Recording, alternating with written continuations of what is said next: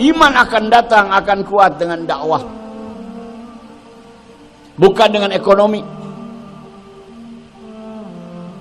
Bukan dengan kehidupan yang serba cukup. Dengan dakwah. Ini kelihatannya sederhana tapi hak. Tapi hari ini umat Islam tidak sadar-sadar bahwa pentingnya dakwah untuk memperkuat iman ini. Kita cari cara-cara yang lain, nggak mau nih dakwah.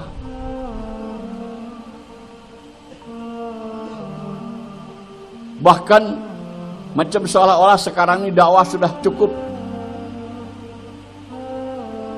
Betul hadirin secara jahir sekarang, katakanlah menulis buku-buku agama sudah banyak.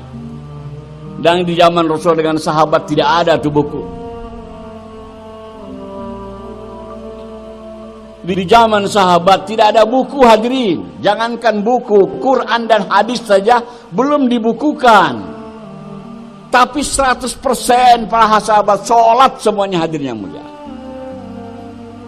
Sekarang Quran banyak, hadis banyak, buku-buku agama lain banyak. Tapi tambah banyak orang yang tidak sholat hadirin.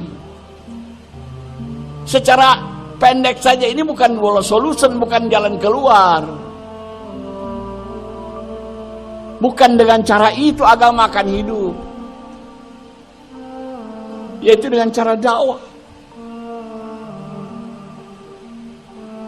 Saat menyampaikan dalam bayannya hari ini umat keliru.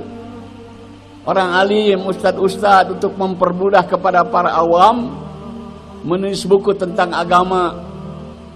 Ditulis bab wudu, bab sholat. Supaya orang mudah kalau mau belajar wudu buka buku pasal wudu, mau sholat belajar buka buku pasal sholat. Kata Mas Sa'ad, ini bahaya. Tidak disadari dengan adanya buku-buku seperti itu menjauhkan umat daripada ulama hadirin. Umat tidak perlu lagi dengan ulama mau belajar buku, ada bukunya. Umat tidak lagi perlu belajar agama, ada bukunya dalam sholat. Padahal belajar agama tidak bisa dengan baca buku hadirin yang mulia. Nggak ada contoh dari Nabi.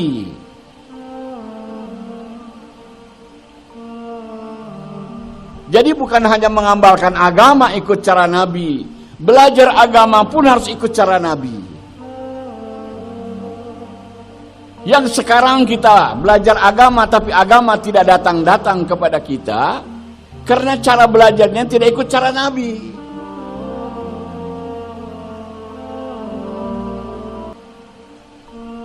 Sepasang suami istri dari Amerika, orang kafir tadinya, masuk Islam dua-duanya baru. Dia keluar masturat ke India 40 hari. Alhamdulillah selesai 40 hari, si perempuannya tutup aurat, cadar, kaos tangan, kaos kaki, sempurna.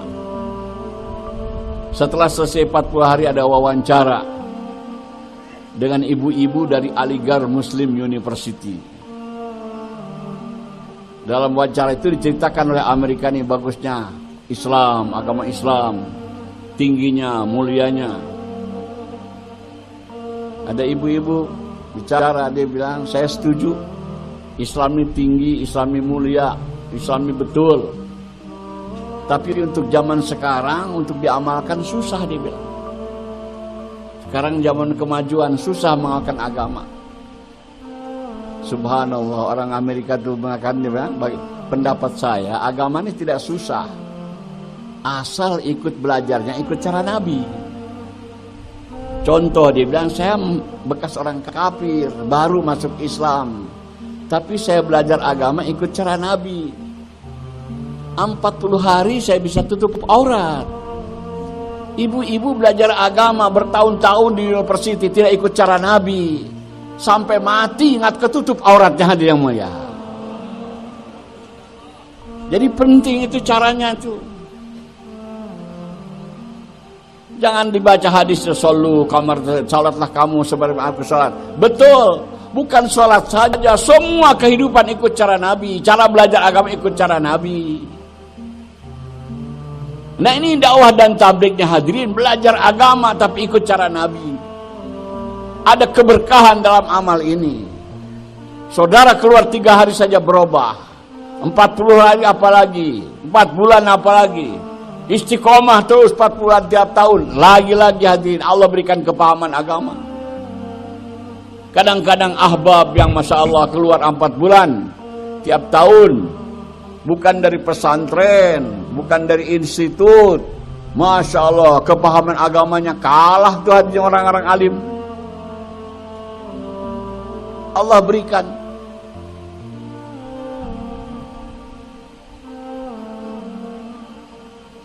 Jadi hadirin yang mulia, ikuti. Sudah kita yakin bahwa kejayaan dalam agama, cara mendatangkan agama hanya dengan usaha dakwah. Dan dakwah juga hadirin yang mulia, dakwah yang ikut cara Nabi. Jadi ini diulang lagi, dakwahnya ikut cara Nabi. Sekarang saat berulang-ulang lagi di dunia budin. Kalau orang dakwah tidak ikut cara Nabi, bukan dakwah itu katanya. Yang namanya dakwah itu ikut dakwah cara Nabi. Apa dakwah cara Nabi itu? Korban. Korban dengan harta dan diri. Dan mendatangi. Kemarin saya cerita, korban harta, korban diri, korban keluarga, korban keadaan. Contohnya Nabi Musa untuk dakwah nih, korban diri, langsung dirinya sendiri pergi kepada Fir'aun atas perintah Allah. Korban harta, ditinggalkan itu ternaknya di hutan di malam yang gelap, tidak dibawa-bawa. Korban keluarga, ditinggalkan keluarganya di hutan di malam dingin gelap lagi. Korban keadaan, maunya dingin begitu tinggal di tempat berselimut, ini suruh pergi, melawan keadaan dingin tidak sukai.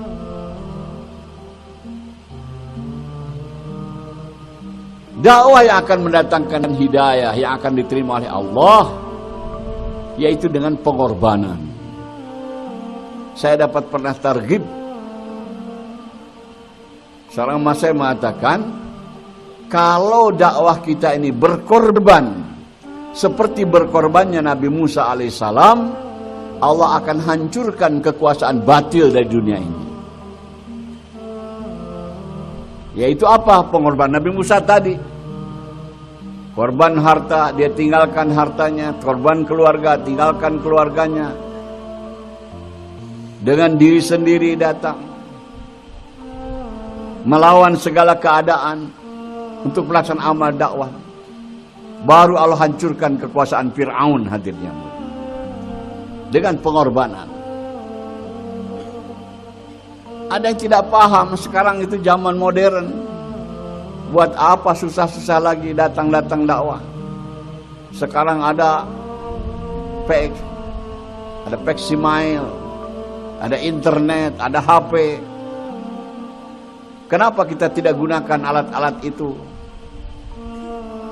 Hadirin, kita baca Quran, al-yauma akmaltu lakum dinakum. Pada hari ini telah aku sempurnakan. Agama sudah sempurna datang kepada Nabi. Tidak perlu dikurangi, perlu ditambah. Kalau kita yakin dengan ayat ini, agama itu tidak perlu dengan teknologi, dengan pek-pekan, dengan mobil, dengan tidak. Kalau itu memang perlu, Allah akan datangkan kepada Rasulullah hadirin.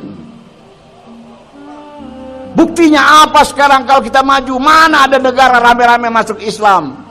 Cara Nabi dakwah para sahabat, ikut cara Nabi, bernegeri-negeri masuk Islam hadirin. Belum ada fake, belum ada internet, belum ada apa-apa. Sekarang segala macam ada. Boro-boro satu negeri kita punya tetangga kafir, sampai mati dia kafir hadirin yang mulia. Jangan terpengaruh kita dengan itu hadirin. Yang paling mujarab adalah cara Nabi, cara Rasulullah. Itu yang paling bagus, paling canggih. Bukan teknologi, bukan. Pengorbanan. Sekarang kita mau mendahkan agama, mau senang-senang. Kita dapat targhib dulu di Jabudin, hadirin. Pupuknya agama ini, pupuknya agama supaya agama subur adalah hidup sederhana dan mujahadah. Hidup sederhana dan mujahadah.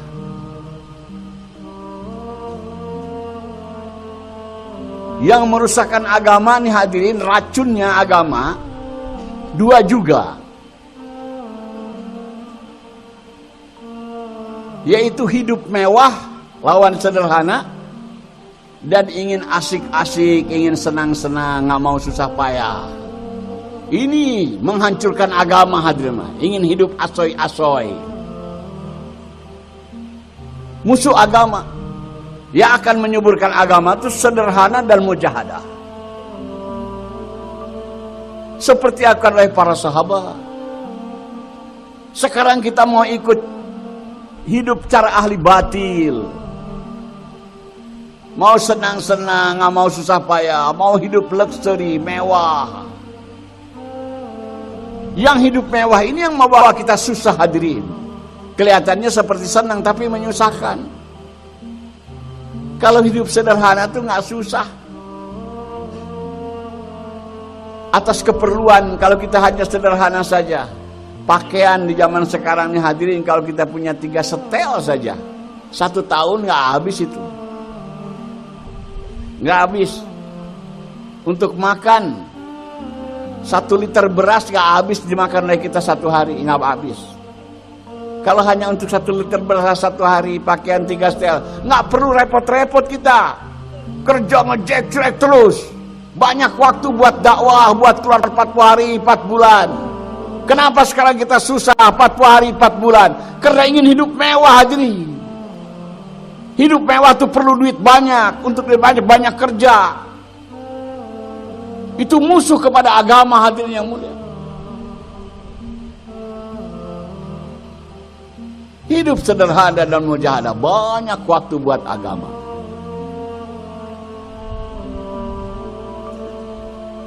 Korban. Jangan tertipu, itu hidup mewah itu cara batil. Ingin senang-senang, asik-asik, cara batil. Cara yang benar kita dapat bayan hidayah hadirin. Itu di Jabudin kalau keluar.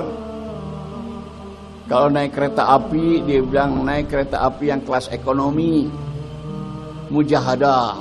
Nah, kita maunya AC, eksekutif. Nah, dapat hidayah tetapi kurang. Hidayah yang tetesan-tetesan. Kalau kita mujahadah, naik kelas ekonomi, kepanasan, banjir hidayah hadirin yang mulia.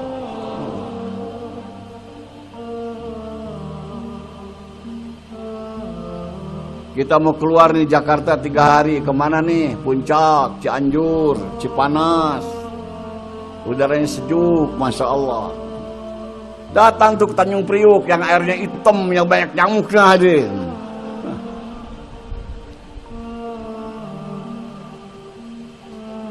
Kalau kita betul mau hidayah hadirin, mujahadah. Jadi dakwahnya akan maju dengan pengorbanan hadirin yang mulia.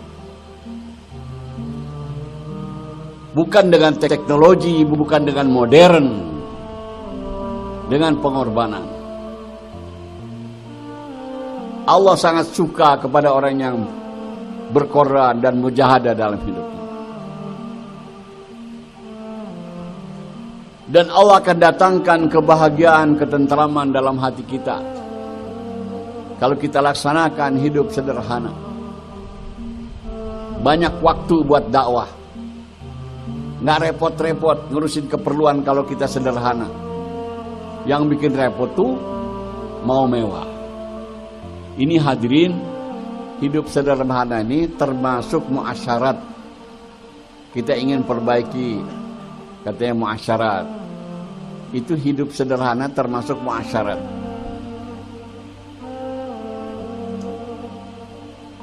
Terus termasuk muasyarat nih malu. Kalau kita tidak mengamalkan sunnah, malu. Kalau kita mau hidup mewah, malu. Itu muasyarat, malu itu. Dan malu ini cabang daripada iman juga. Sekarang yang merisik buka agama rusak ada hilang malunya, bahkan terbalik hadirin. Kita hari ini kalau dalam perjalanan mau sholat di pesawat tuh malu. Tapi kalau tidak sholat tidak malu. Terbalik-balik. Mestinya nggak sholat itu yang malu.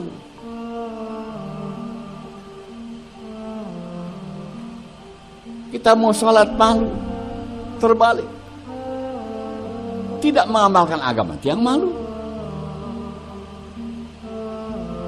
Kita tadi dalam mujakarah maqam disebutkan, banyak di antara kita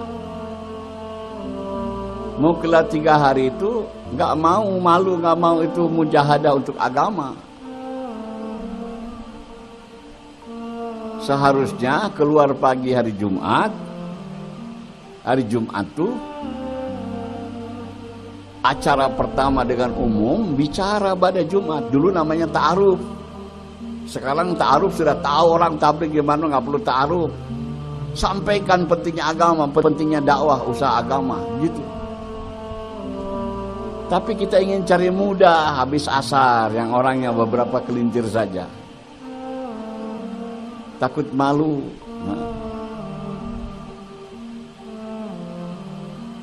Jadi perbaiki ini muasyarat. Kita demi agama tuh korban harta, korban diri, korban perasaan.